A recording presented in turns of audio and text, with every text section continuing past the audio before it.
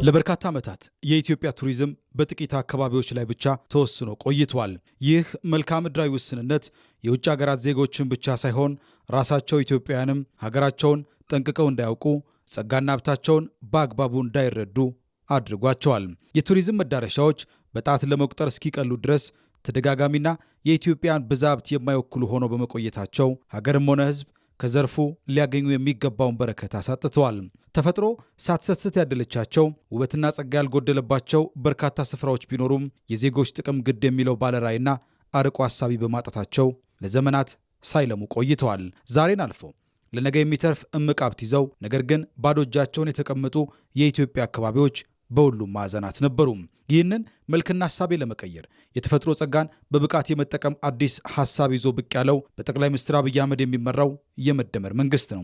መንግስት በገበታ ለትውልድ መርሃ ግብር ኢትዮጵያን በአዲስ መነጽር ማሳየት ጀምሯል። ከገበታ ለሸገርና ገበታ ለሀገር የቀጠለው ይህ መርሃ ግብር በአገር አቀፍ ደረጃ 8 ግዙፍ የቱሪዝም መዳረሻዎችን ለማልማት አቅዶ የተነሳ ነው። እነዚህ የተፈጥሮ ስፍራዎችን ወደ ዓለም አቀፍ የቱሪስት መዳረሻነት የሚቀይሩ ፕሮጀክቶች ኢትዮጵያ ያላትን እምቅ አቅም ለዓለም በማስተዋወቅ ረገድ አዲስ የኢኮኖሚ ምዕራፍ ከፍተዋል።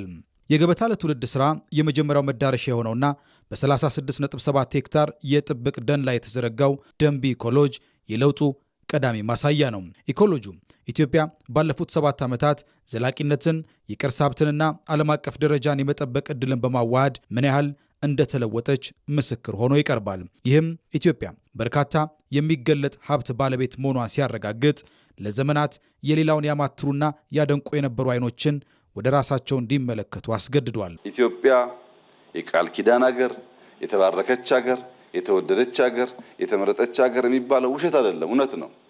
እኛንን ማስተዋል ማየት ያቃተን እንጂ ኢትዮጵያ ውስጥ የሌለ ውበት፣ የሌለ ጸጋ፣ የሌለ ሀብት የለም።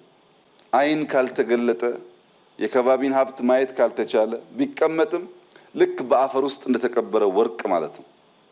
አለ፣ አናየውም፣ አንጠቀምበትም።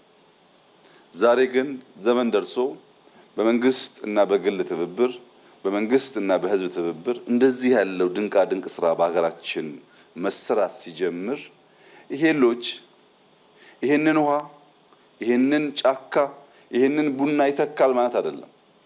አይተኩም። እነሱ ግን የነሱን ውበት ይገልጣል። ከገበታ ለትውልድ ፕሮጀክቶች መካከል ሁለተኛውና በ385 ሄክታር መሬት ላይ ያረፈው የሸበሌ ሪዞርትም ጉዞው በእርግጥም ለትውልድ ታሪክ ማሻገርና ሀገርን በልኳ መግለጽ መሆኑን ማረጋገጫ ነው። ግንባታዎቹ ታሪክን ሳይለቁ ዘመንን የሚዋጁ ባህላዊ ጥበብን ሳይገፉ ትርጉም ያለው መልእክት የሚነገርባቸው ናቸው። ፕሮጀክቶቹ ከፈጠሯቸው የሥራ ዕድሎች ባሻገር ግንባታዎቹ ከአካባቢው ስነ ምህዳር ጋር እንዲዋዱ ለማድረግ ሲባል በዚሁ አካባቢ የሚገኙ ድንጋዮች፣ አፈርና እንጨቶች ጥቅም ላይ ውለዋል።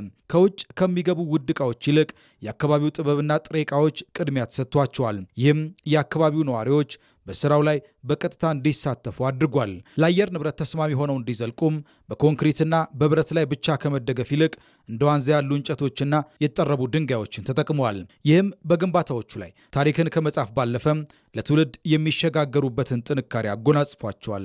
በእርግጥም ገበታ ለትውልድ ያልታዩ የአካባቢ ጸጋዎችን ከመመርመር ባለፈም ማንም ትኩረት ሰጥቷቸው ለማያውቁ ማህበረሰቦች የክብርና የብልጽግና ምንጭ ሆኗል። ፕሮጀክቱ ስር መሰረታቸውን ሳይለቁ ማንነታቸውና ተፈጥሯዊ ሀብታቸውን በልካቸው አሰናድቶ ለዓለም በማሳየት በድህነት አዙሪት ውስጥ የነበሩ ዜጎችን የህልም አድማስ አድሷል። ይህ ተግባር ግቡ ድንጋይ መቆለልና ህንፃ ማብለጭለጭ አይደለም። ይልቁንም የማይደመሰስ የታሪክ አሻራን መክተብና ተስፋቸው የሌሎችን አርቆ ማየት ብቻ ለነበሩ ወገሮች ከራሳቸው አልፎ ለትውልድ የሚሻገር በረከትን ማውረስ ነው። ይህም ፕሮጀክቶቹ ኢትዮጵያ ካላት ተፈጥሮ ጸጋ ተጠቃሚ መሆን እንደምትችል የሚያሳዩና የመደመር ትውልድ ለአገሩ ምን አይነት አሻራ ማሳረፍ እንዳለበት የሚያስተምሩ ተግባራዊ ትምህርት ቤቶች ተብለው ቢጠሩ ቢያንስ እንጂ የማይበዛባቸው ናቸው። እነዚህ ስራዎች በአገር አቀፍ ደረጃ የቱሪዝም ዘርፉ በኢኮኖሚው ላይ ያለውን ድርሻ እንዲያሳድግና ከፍተኛ የውጭ ምንዛሬ እንዲያስገኝ ታሳቢ የተደረገባቸውም ናቸው። ገበታ ለትውልድ ኢትዮጵያ ያላትን የተፈጥሮ ጸጋ ወደ ሀብት በመቀየር ለመደመር ትውልድ ተግባራዊ አሻራ የሚያስቀምጥና ለዘላቂ ብልጽግና መንገድ የሚጠርግ ታሪካዊ ፕሮጀክት ነው።